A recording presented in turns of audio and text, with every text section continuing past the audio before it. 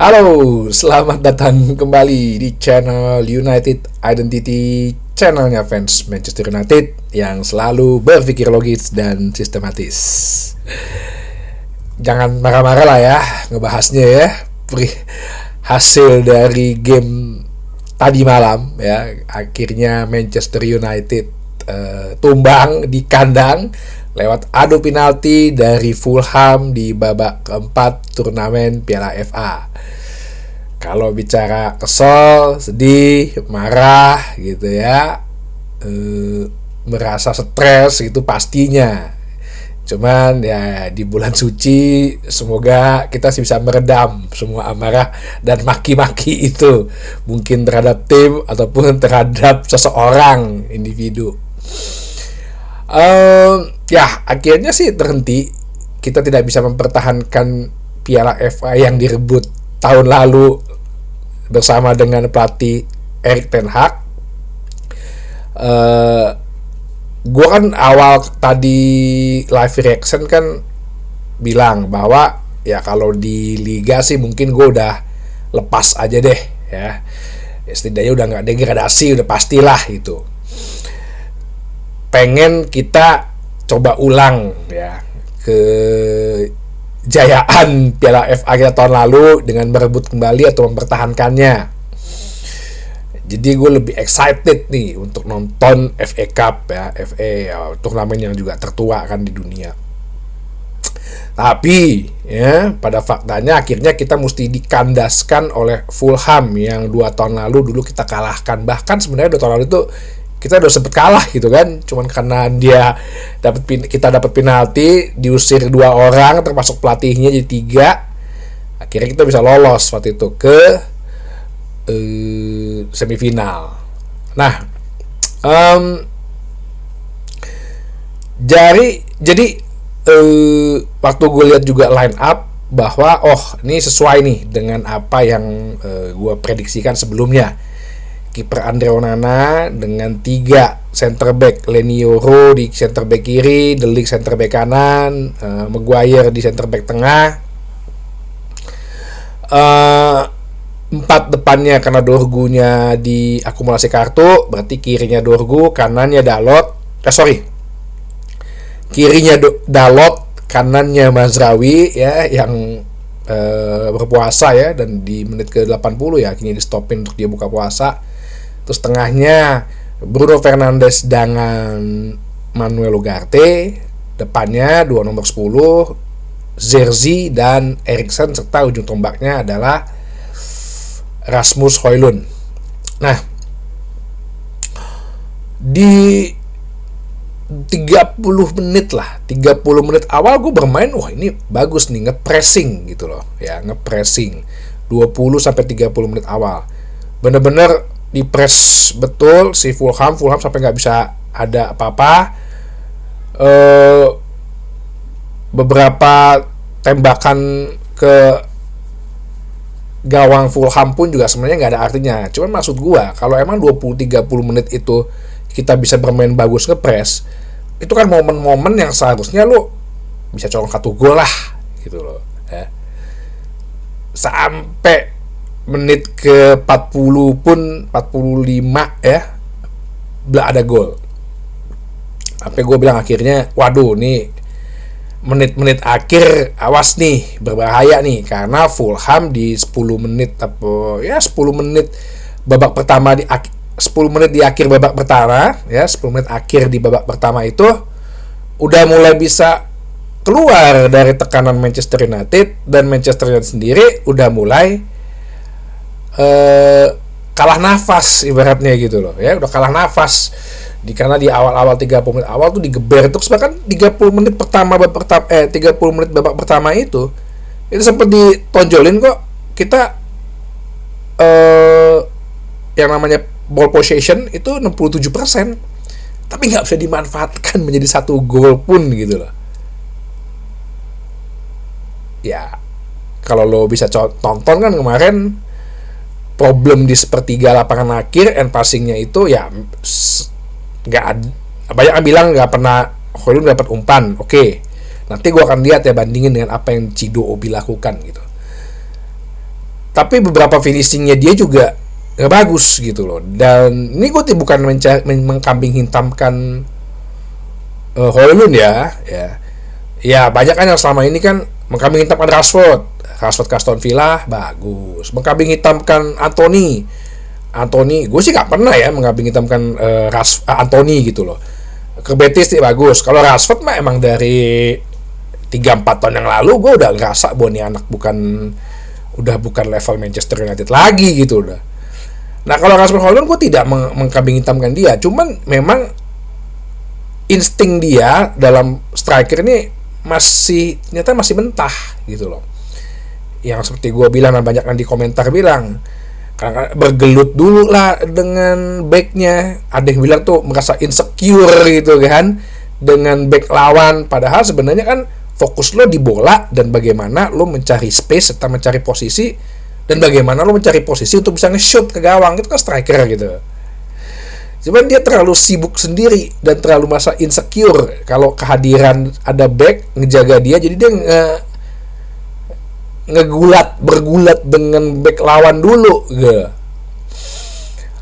Sampai akhirnya kita di menit-menit akhir babak pertama itu kebobolan, lari set piece lagi.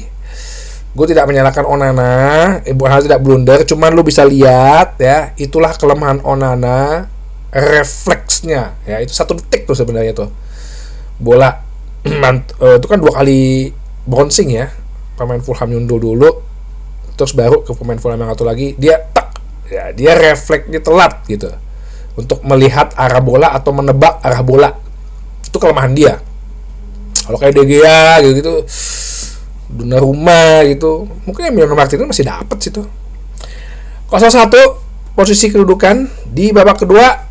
Tidak ada pergantian di awal, cuman gue bilang harusnya sih kita kalau 10 menit 15 menit nggak ada pergerakan yang berarti, harusnya sih udah ada pergantian ya. Baru di menit ke 53 Alejandro Garnacho menggantikan Manuel Ugarte yang memang sudah terkena kartu kuning. Nah terus yang gue agak bingungnya, dia masukin Casemiro habis itu. Casemiro-nya menggantikan Eriksen, bukan menggantikan Højlund. Maksud gue bukan langsung masukin striker gitu loh, tapi malah dia masukkan gelandang bertahan untuk menggantikan Eriksen. Bukan menggantikan Højlund dulu langsung ya. Oke, digantilah Chido Obi masuk itu bersama dengan Casemiro menit ke-68 ya. Yang kenapa seharusnya dari awal babak kedua ya kenapa nggak Chido Obi langsung menggantikan Højlund aja, cuma itu kan keputusan pelatih ya. Kita kan nggak bisa tahu kalau dibilang kenapi ya karena hasilnya aja lo lihat. Tapi sih pas Chido Obi itu masuk, nah mulailah terlihat perubahan ya. Kenapa gue bilang perubahan? 1, Chido Obi itu bisa menarik lawan. Kedua, kita kan selalu berkata bahwa ya lo cari space dong ya. Kalau lihat ada space, lo segera ke situ gitu kan, kita maunya selalu sama Højlund.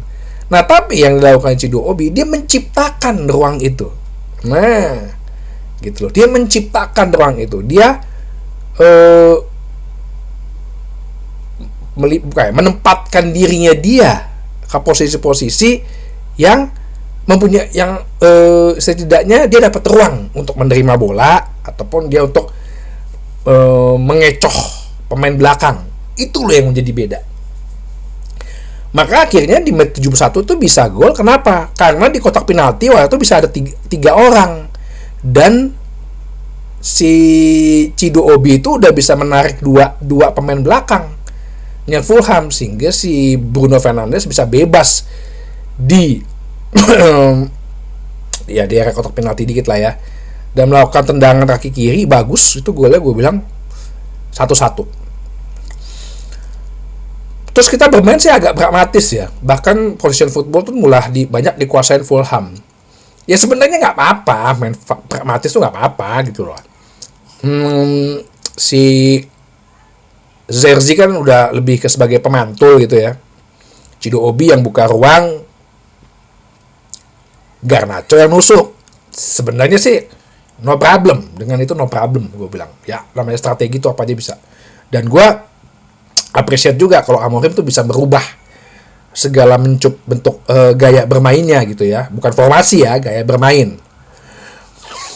Tapi kita mau dikatakan apa lagi ketika yang bagian nyerang itu Garnacho gitu.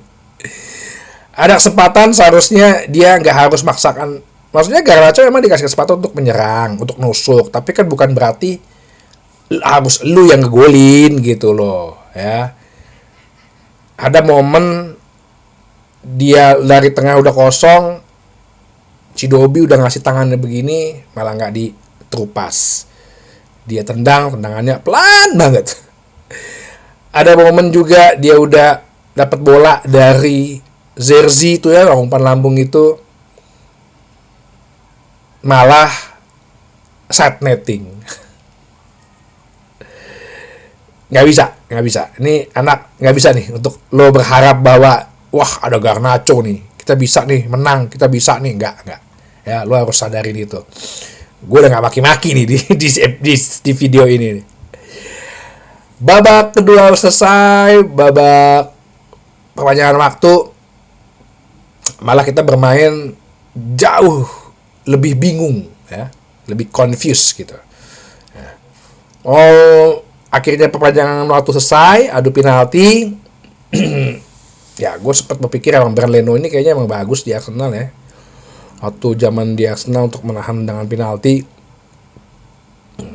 Kita akhirnya penalti kita masuk, Bruno, terus Dalot, Casemiro. Mereka juga masuk Fulham, tapi penendang keempat Lindelof dan Zerzi. Ya, gue gak bisa salahin juga. Lindelof itu kan nendang di semifinal 2 tahun lalu kan masuk kan. Zerzi juga yang paling lawan Arsenal masuk gitu. Jadi nggak ada yang mesti disalahkan sih untuk dengan penalti.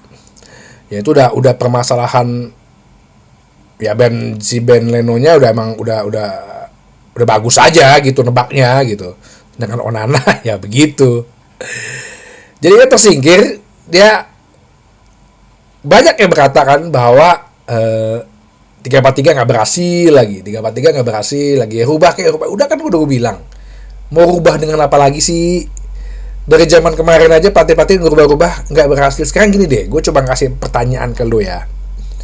Kan gue udah bilang, kalau mengerubah, mengkompromi dengan